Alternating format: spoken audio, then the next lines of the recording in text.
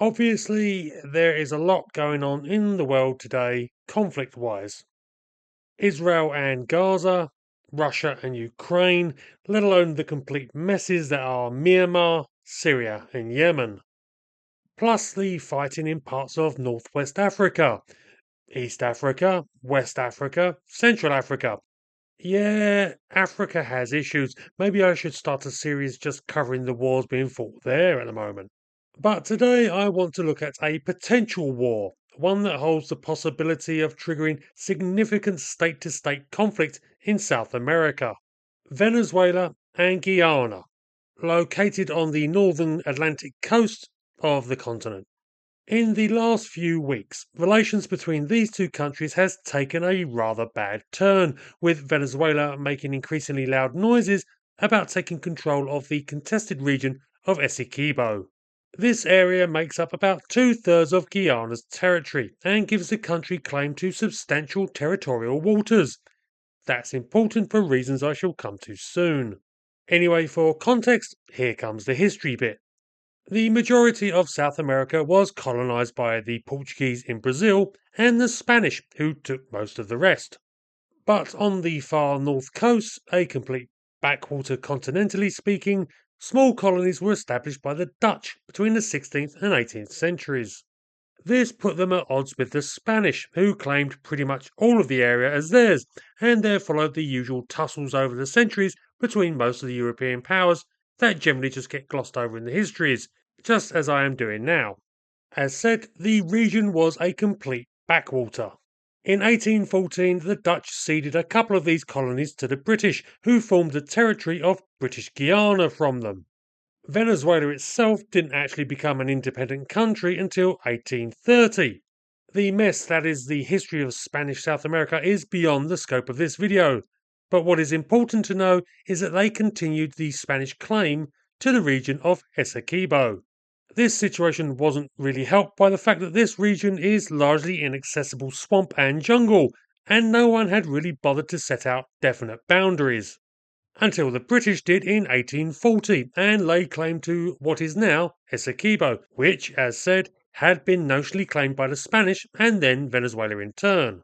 The British drawn border understandably led to problems with the neighbours, and in 1895 the Venezuelans made an attempt to reclaim the area, asking the USA for their support. This led to a tribunal being convened in Paris in 1898 that found in favour of the British claim on the grounds that they had officially been ceded the territory by the Dutch in 1814, who in turn had been ceded it by the Spanish in 1648. The Venezuelans technically accepted the ruling, though they accused the British of undermining the whole process, an accusation that there is actually some evidence for. In 1962, they went to the UN stating that the border agreement was null and void because of this. In 1966, the respective parties agreed to work on figuring out the issue, and 3 months after this agreement was reached, Guyana achieved independence, leading to the negotiations basically being between them and Venezuela under the auspices of the UN. And that led to the whole situation going into stalemate for the next 60 years or so. Basically, the complexities of the respective claims is something people studying international law write their PhD theses on. But the reality was that Guyana maintained control over Essequibo, and the Venezuelans would make a token complaint when one of their politicians wanted to divert attention from whatever screw up they had made. Indeed, in 2004, President Chavez of Venezuela said that he considered the dispute resolved, though admittedly this wasn't an official statement of the Venezuelan government's position. And to be frank, there didn't seem to be a lot of reasons to get too het up over Essequibo. It was, as I've repeatedly pointed out, a backwater. Hundreds of thousands of square miles of largely swamp and rainforest with a tiny population and only the odd gold mine and the timber industry as the main resources for exploitation. But as exploration of the area began to take place, it became clear that other resources were to be found in this remote region. Gold, diamonds, and natural gas are thought to be located in Essequibo in potentially large quantities. And then in 2015, things really began to ramp up. It had long been suspected that the waters of Guyana, principally those off the coast of Essequibo, were full of oil fields, and preliminary surveys seemed extremely promising. In 2015, a license to drill the offshore fields was granted to Exxon by Guyana, a move that was the start of moving this obscure South American country into being a major player on the international oil market. Guyana currently has proven reserves of 11 billion barrels of oil, and the speculation is that it could hold up to 50 billion barrels for potential exploitation. If accurate, that places Guyana at around number 10 globally in available oil reserves, which, depending on which expert you talk to, means it could have more than the United States currently has left. Considering that commercial drilling only began in 2019 and oil production is still ramping up, the effect on the Guyanese economy has been radical. In 2020, Guyanese GDP in real terms rose 43.5%. In 2021, it rose another 20%, and in 2022, it went up a whopping 62.3%. Guyana is pretty much the boom capital of the planet currently. Considering that this was a country that was getting its entire wheat supply every year since 1986 from the USA as essentially charity, that is quite a turnaround. And this hasn't gone down so well with Venezuela, though not for the reasons you might think.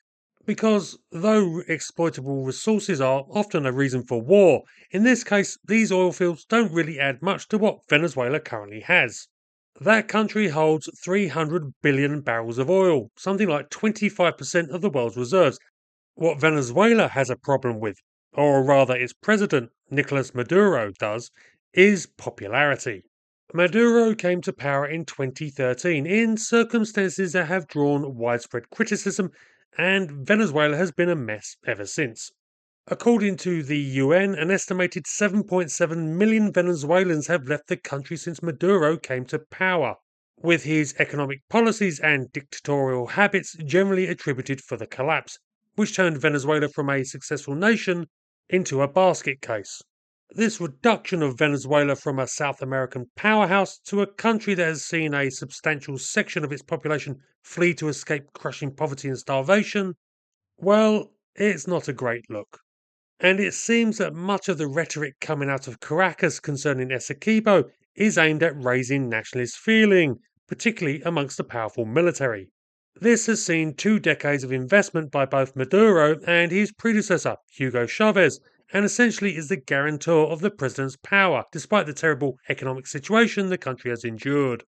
Now Maduro has mobilized his army to the border with Guyana and issued orders that the state oil company begin issuing licenses for extraction in Essequibo. He has also held a referendum to see if the Venezuelan public want to reclaim Essequibo, an affair that resulted in a vote of 95% in favour, though the figures for this vote have been widely questioned by outside observers. Maduro has also been making frequent public speeches about the issue, as well as displaying a map of Venezuela showing the disputed areas as part of the country. So it is looking entirely possible that Venezuela is preparing to move in and annex the disputed territory. And if they do, will anyone be able to stop them? The Guyanese Defence Force consists of one regular and one reserve infantry battalion, as well as an artillery company that has a handful of 122mm howitzers, some mortars, and a few heavy machine guns for anti air defence. The Venezuelan military, by contrast, can field 6 divisions with at least 100 tanks, around the same number of light tanks, APCs, IFVs, several hundred artillery pieces and mortars, and advanced anti aircraft missiles. On top of that, they have a modern air force equipped with Sukhoi Su-30s and Lockheed F-16s. Plus, on demographics alone, it only goes one way. Guyana has a population of 800,000, while Venezuela has, despite the recent reductions, more than 30 million people. Needless to say, if the Venezuelans invade, the Guyanans aren't going to be able to stop them.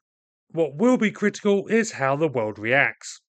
Guyana has directly appealed to both the UN and the United States for support against what appears to be increasing belligerence from Caracas. And neighbouring Brazil has expressed its dissatisfaction with the situation and support for Guyana by ordering troops to its own borders with both countries.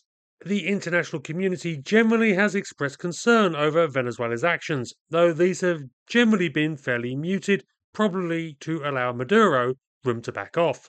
Because the big question is whether Maduro really intends to do something, or whether the whole affair is bluster for internal consumption. After all, it would have been probably little problem for the much larger and better equipped Venezuelan military to simply swoop in and take what they wanted without fanfare, leaving it up to the international community to decide if they wanted to go through the effort of trying to expel them, which, let's be honest, would probably be doubtful. In fact, all of the noise coming from Venezuela has actually made any military action by them far more difficult, as they now face far more scrutiny and opposition than they would have if they had just taken action without warning. Maduro does have an election coming up next year, and though he seems to be quite happy to fudge his way through such affairs to ensure he wins, it may be that he hopes to actually win a mandate legitimately this time, and playing the hard man may be his strategy in this regard.